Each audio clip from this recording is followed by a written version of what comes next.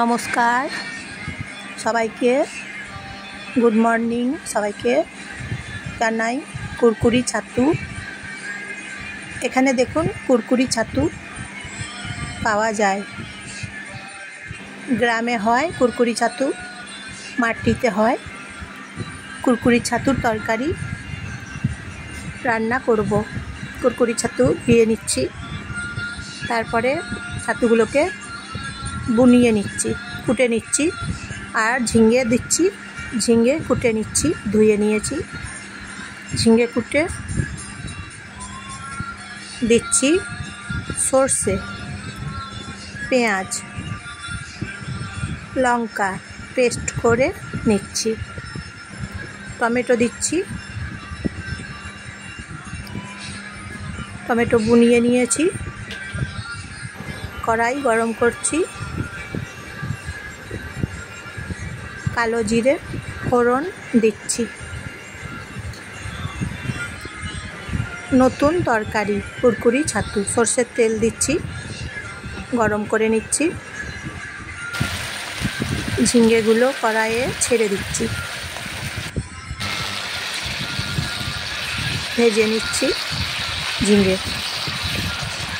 জানেন তো, ঝিঙে দিয়ে কুরকুরি ছাতু খেতে, এই যে কুরকুরি ছাতুগুলো দিচ্ছি কড়াইয়ে। কুরকুরি ছাতু এখানে পাওয়া যায়,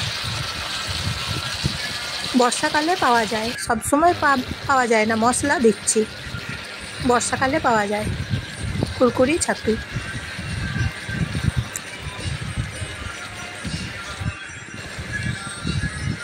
হলুদ গুঁড়ো দিচ্ছি,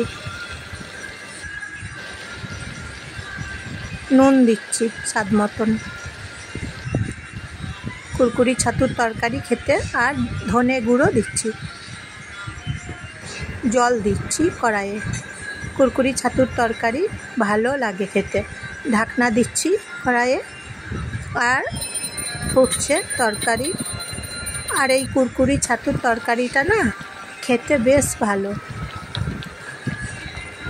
এইভাবে কুরকুরি ছাতুর তরকারি বানিয়ে নিলে খুব সুন্দর হয় স্বাদ, খুব সুন্দর স্বাদ হয় কুরকুরি ছাতুর তরকারি। এই যে দেখুন কুরকুরি ছাতুর তরকারিটা না খেতে বেশ ভালো হয়। এই যে এইভাবে বানিয়ে নিতে হবে। কুরকুরি ছাতু হয়ে গেছে দেখুন, অন্য পাত্রে এখন আমি ঢেলে নিচ্ছি, রেখে দিচ্ছি। কুরকুরি ছাতুর তরকারি রান্না করে নিলাম, খুব সুন্দর স্বাদ কুরকুরি ছাতুর। এই যে কুরকুরি ছাতুগুলো দেখুন স্বাদে গন্ধে একদম ভরে গেছে।